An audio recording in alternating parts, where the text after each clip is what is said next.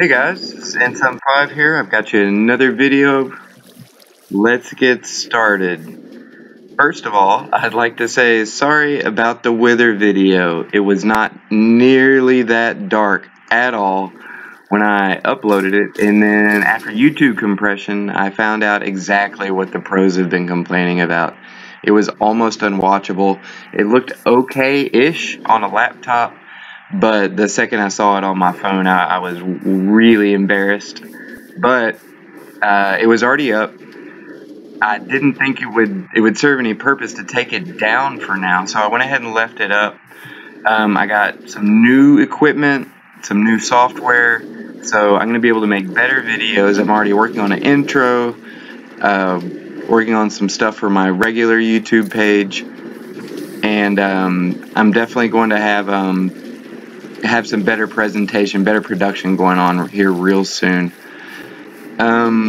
So I'm here at the NIMS grinder, and I came here. I actually came here to run some errands. I need bone meal and a ton of it. So we're gonna go ahead and take those blocks. Yeah, that's it for now.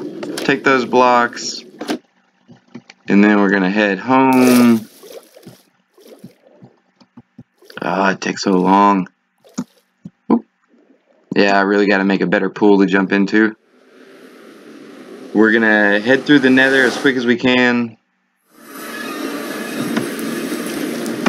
And just to let you guys know what I'm working on, I'm gonna build my own base. I really want to be able to build a base from the ground up. This one, that first base, man, it's never what you want it to be, and pretty soon you find yourself wanting to either tear it down or start over, and I'm going to start over. I mean, I'm still going to have all those machines there. I'm still going to be using all of those, especially the golem farm to supply me.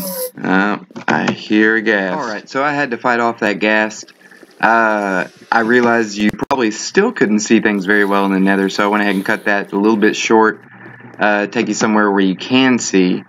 So I need to pick up some zombie flesh while I'm here so we can trade. There's none in here. Alright, well, I'll come back. What I also wanted to show you was this.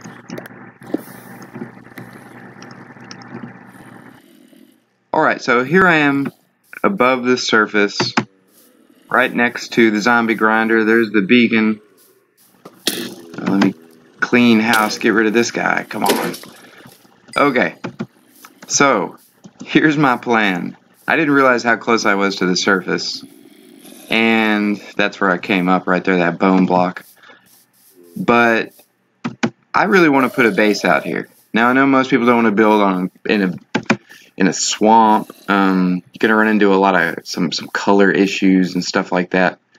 But I really want to build a base out here, take advantage of the squid, the top layer slimes. I want to get all of this clay, which is going to mean that as much as I want to use Ilmango's machines because they look like fun toys, for right now I can't just fill that in and blow it up. But I want to build a huge base. I want to be able, I've never built one near the ground where I could control the spawns. I've always built them way up in the sky, somewhere around 200, and I want to build it up to that, but I want to have all of this as a base. I want to go somewhere in the neighborhood of 150 both ways from the center of the base. So I would say 300 by 300, but something that I've run into, and I know a lot of people have run into, is always worrying about, should I do odd or even on the base? And it is a problem because a lot of your components are going to need odd, some of your components are going to need even. But my solution to that in other bases that I've used has been the last few bases was I made it odd on one side and even on the other, and that worked out great actually. I mean, I guess I'm slow. I never thought of that until a couple bases, a few bases into the game, but it actually works really well. So all of this, everything I can see, more or less, is going to be within the realm of my base. What I'm going to probably do is go through and pick off all the clay I can. I want all the clay off the top. And then I'm also going to most likely start catacombs underneath, where I'm harvesting like all on one axis and then go down a floor and all on the other axis and keep going. That way I'm not, there's still going to be some structure under the ground, but it'll make it easier for me to put in the plumbing, all the different stuff I'll need to get the base up and running, water sources, redstone, all that stuff. So that's where I'm at on that.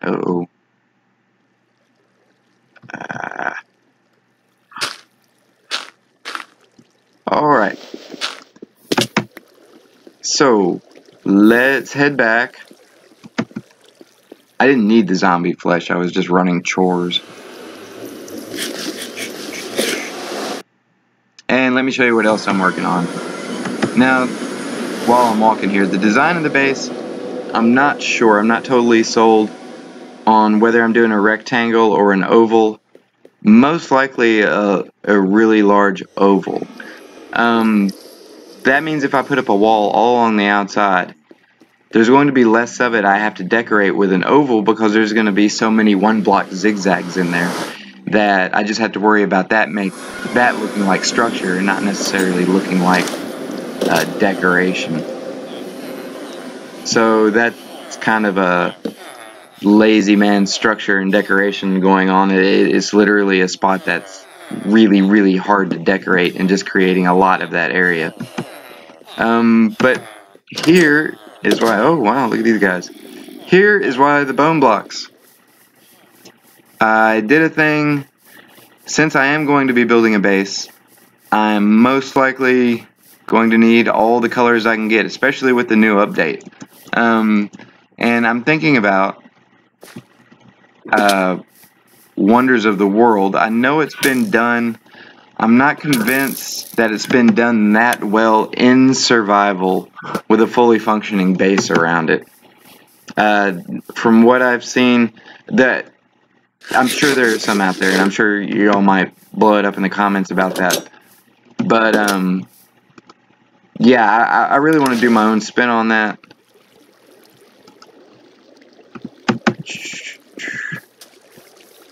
So this is the dye farm here. It's just a very basic one. I built the first one here just because I wanted yellows. I don't really have that much yellow. Of course, I got the 2 high reds and a couple other colors, so that makes that easy. I really just built this on the fly, so it's got some ugly wiring. But the basic idea for this one is these dispensers are in the middle of the farm, not in the middle, halfway between the center hole and the corners. And on one beat, one rotation of the clock, these spit bone meal up into them, and then the water source is fired twice. Oh, it looks like one side ran out of bone meal. But then the water source will fire twice. Once to fill it with water, and then once to turn the water off. And then after that, I've got a little filter coming out of the sources here. That's going to get rid of all my seeds for me, which I don't want to fool with. Normally, I'm really picky about keeping everything that I possibly can. Oh, that's the spitter for the seeds. But yeah, I don't really like this that much, this skin, but I can definitely fix that really easily. Since it is a dye farm, I'm probably just going to be covering it with all sorts of different colors, making it goofy looking. One thing that you're going to run into a lot with building on the fly, instead of sitting down and doing it in creative, just like we always should, but half of us never do, is ugly wiring. I run into it a lot, especially after I do a really quick build and just get tired of building something and make it work. Like right now, this isn't as efficient as it could be. I could tune it to where it could be 2 or 3 times as fast at least. And one of the big problems with this ugly wiring is, if I do decide to come back and tune it, I have to contend with all this ugly wiring and try to somehow remember what all I did. But it's got a nice little selection of flowers going, so that'll keep me in dye. I usually end up setting these up all over my world. Set some up in the swamp to get the light blue flowers.